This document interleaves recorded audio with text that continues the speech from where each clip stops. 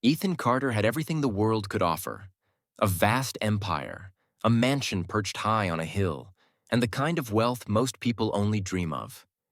Yet behind the golden gates and marble walls of his luxurious estate was a man who had built a fortress around his heart. Ethan's life was a portrait of success, but his soul told a different story, one of emptiness and solitude. His once glorious mansion, surrounded by a breathtaking rose garden, was now shrouded in silence and shadows. The garden, once alive with Sophia's laughter and her delicate touch, had become a mirror of Ethan's inner turmoil. Wilted roses, overgrown paths, and a stillness that spoke of a life stopped in its tracks. 3 years ago, tragedy struck, leaving Ethan shattered. The love of his life, Sophia, was taken from him in a cruel twist of fate. Her absence left a void so vast that even the mansion's opulence couldn't fill it. Since that day, Ethan buried himself in work, avoiding the echoes of his past, but no amount of success could silence the loneliness that weighed him down. The garden, once Sophia's pride, stood as a haunting reminder of what he had lost, its desolation mirroring the broken pieces of his heart. But little did Ethan know, this neglected garden was about to become the stage for a story he could never have imagined. A story of healing, hope, and a love that would bloom anew. Enter Anna Collins, a 25-year-old with an unshakable spirit and a love for all things green. With calloused hands and a heart full of determination, Anna believed in the power of nature to heal even the deepest wounds. Beneath her cheerful demeanor, she carried her own share of pain, secrets she had buried in the soil of her past. Gardening wasn't just a profession for her. It was her sanctuary, her way of finding hope and purpose amidst life's storms. When Anna arrived at Ethan Carter's grand mansion, she was met with an air of gloom. The neglected garden sprawled before her, its withered roses and tangled vines a stark reflection of its owner's grief. But Anna saw something else: potential. A spark of life waiting to be reignited. Her first meeting with Ethan was anything but warm. The man she had heard so much about, a billionaire whose cold, commanding presence could silence a room, stood before her, distant and detached. "Do your job, but don't bother me," he said with a voice as sharp as the thorns on the overgrown rose bushes. Anna, however, was undeterred. She met his coldness with quiet resolve, her eyes scanning the garden as if whispering a silent promise. "I'll bring this place back to life." Despite his icy demeanor, she saw something in Ethan's gaze, a flicker of pain buried deep beneath his hardened exterior. It was the kind of hurt Anna understood all too well. With her tools in hand and hope in her heart, Anna began her work. Little did she know, this was not just the beginning of reviving a forgotten garden. It was the start of something far more profound, a transformation that would breathe life not only into the roses, but into the man who had lost his way. Anna threw herself into her work with unwavering determination. Each morning she arrived at the garden, tools in hand and hope in her heart, ready to breathe life back into the forgotten space. She pruned the dead branches with precision, tilled the dry soil until it felt soft and fertile, and spoke to the flowers as if they were old friends. "You've been through a lot," she would murmur to the withered roses, her voice tender yet firm, "but you'll bloom again, I promise." Her care was meticulous, her passion evident in every gesture. Slowly, the garden began to respond. Tiny buds emerged where there had only been barren stems. The fragrance of roses began to fill the air once more, weaving through the mansion's empty halls and breaking through its oppressive stillness. The transformation wasn't instant, but it was undeniable. Life was returning to the garden, one delicate bloom at a time. From the windows of his mansion, Ethan watched her. At first, it was out of curiosity. Who was this young woman who worked tirelessly, coaxing life out of a garden he had long given up on? But as days turned into weeks, his curiosity deepened. There was something about the way Anna moved, The quiet determination in her eyes, the way she smiled when the first rose bloomed, as if it were a triumph shared between her and the garden. Ethan found himself drawn to her, though he couldn't explain why. One afternoon, unable to resist his growing interest, Ethan stepped into the garden. He watched Anna cradling a freshly bloomed rose, her face glowing with quiet joy. "You seem to love roses, don't you?" he asked, his voice breaking the silence. Anna looked up, surprised, but her smile was warm. "Roses can bloom even in barren soil," she said, brushing a strand of hair from her face. "They're much stronger than their delicate petals suggest." Her words struck a chord deep within Ethan. He saw himself in her analogy. A man who once thrived, now withered under the weight of loss. For the first time in years, he felt something stir. A flicker of hope he thought was lost forever. From that day on, Ethan began spending more time in the garden. At first, he stayed silent, content to watch Anna work. But slowly, the walls he had built around himself started to crumble. Their conversations began with simple questions about the garden. But over time, they grew more personal. "What made you choose gardening?" Ethan asked one day as he leaned against a tree, watching Anna plant new roses. Anna paused, glancing at him with a gentle smile. "Gardening isn't just about plants. It's about healing.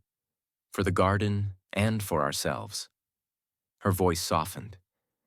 "After I lost someone close to me, I didn't know how to move forward. But tending to plants, watching them grow, it taught me patience, resilience, and hope. It reminded me that even after the harshest winters, life can bloom again." Ethan listened, her words resonating with the ache in his own heart. Though he didn't say much, something in his gaze softened. Anna wasn't just reviving the garden. She was reviving a part of him he thought was gone. Day by day, Ethan's presence in the garden became less about observation and more about connection. He would ask Anna about her favorite flowers, linger a little longer by her side, and even help her with small tasks. His cold demeanor began to thaw, replaced by a quiet warmth that surprised even himself. The once distant man now found solace in the garden and in Anna's company, as if both were helping him rediscover a life he had forgotten how to live. It was a serene afternoon in the garden. Anna was tending to an overgrown rose bush, carefully trimming its wild branches. As her shears dug into the soil, they caught on something buried beneath the roots. Curiosity sparked, and Anna knelt down, brushing away the dirt to reveal a weathered leather notebook. The cover was cracked with age, but the initials SC were faintly visible in gold. She opened it hesitantly, and her breath caught as she flipped through the pages. Inside were Sophia's words, beautiful, heartfelt reflections about life, love, and her dreams for the garden. There were notes about roses of every shade she wanted to plant, tips on caring for them, and even small poems about finding joy in the simplest things. Each page felt like a window into the heart of a woman Anna had never met but could now feel deeply connected to. That evening, Anna sat on a bench in the garden, the notebook clutched in her hands. Ethan approached, sensing something was different. "What's that?" he asked, his tone wary but curious. Anna hesitated, unsure if she should share it, but she knew this was something Ethan needed to see. Handing him the notebook, she said softly, "I found this while working on the roses. I think it's Sophia's." Ethan froze, his eyes fixated on the familiar handwriting. With trembling hands, he opened the notebook. As he read, the weight of grief he had carried for years seemed to press down on him all at once. Sophia's dreams for the garden weren't just about flowers. They were about creating a sanctuary of love and hope, a place where life could flourish no matter how harsh the seasons. Ethan's voice broke as he whispered, "She loved this garden. She used to spend hours here dreaming of how beautiful it could be." His shoulders sagged under the weight of his emotions. "I let it fall apart. just like everything else. Anna placed a comforting hand on his arm. Ethan, this garden isn't just about the past. It's about what you can create now. Sophia's love for this place doesn't have to stay in the past. It can live on through you, through what you do with it now. Her words were like sunlight breaking through a storm. Ethan's guilt, which had kept him locked in sorrow, began to transform into something new. Gratitude. Gratitude for the memories he shared with Sophia, for the life they built, and for the chance to honor her legacy by bringing the garden back to life. As the two sat together under the soft glow of the garden lights, the notebook resting between them, the air felt lighter, as if the garden itself had exhaled a long-held breath. For the first time in years, Ethan felt a spark of peace within his heart. The garden wasn't just a place of loss anymore. It was becoming a place of healing and perhaps new beginnings. The garden, once lifeless and barren, had transformed into a haven of vibrant roses and flourishing greenery. But the real transformation was happening in Ethan. He was no longer the cold, distant man buried in his grief. Day by day, he joined Anna in her work, his once untouched hands now digging into the soil, pulling weeds, and carefully pruning the flowers. His laughter, faint at first, began to echo softly through the garden, mingling with Anna's own cheerful voice. As they worked side by side, Ethan started sharing memories of Sophia, her love for the garden, the way she used to hum while tending to the roses, and her dreams of filling the space with every color imaginable. Anna listened with quiet warmth, gently encouraging him to hold on to the joy of those memories rather than the pain of their loss. Slowly, Ethan began to smile again, a real, heartfelt smile that seemed to light up his once solemn face. One evening, after another day spent in the garden, Ethan decided to express what words alone couldn't. He spent hours preparing a surprise, a candlelit dinner under the stars, right in the heart of the now thriving rose garden. When Anna arrived, she was stunned. Flickering candles lined the pathways, their soft glow casting a golden hue on the blooming roses. A small table, draped in white linen, stood at the center, adorned with lavender and roses, their gentle fragrance filling the cool evening air. Ethan, dressed simply but elegantly, waited by the table. As Anna approached, he smiled warmly. "Welcome to our evening," he said, pulling out a chair for her. Throughout the dinner, they talked, not just about the garden, but about dreams, hopes, and the future. Ethan spoke of Sophia with gratitude, not sorrow, and for the first time, he looked to the future with a sense of purpose. As the meal came to an end, Ethan stood, his hands trembling slightly. He reached into his pocket and pulled out a small velvet box. Taking a deep breath, he looked into Anna's eyes, his voice steady but filled with emotion. "Anna, I never thought I'd feel this way again. You've brought life back into this garden, into this house, and into me. I can't imagine a single day without you by my side. Will you let me care for you, the way you've cared for this garden and for me?"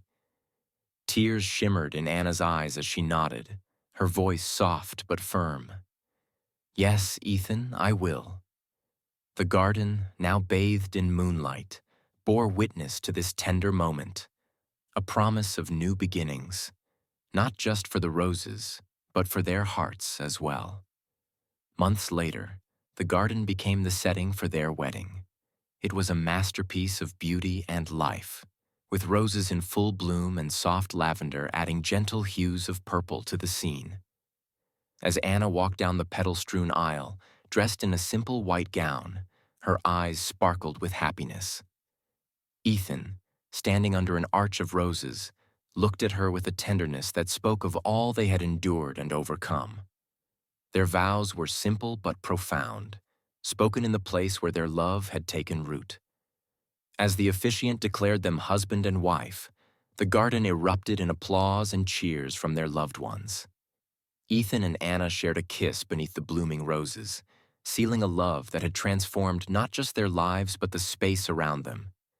Years passed, and the garden continued to thrive, becoming a sanctuary of love and joy.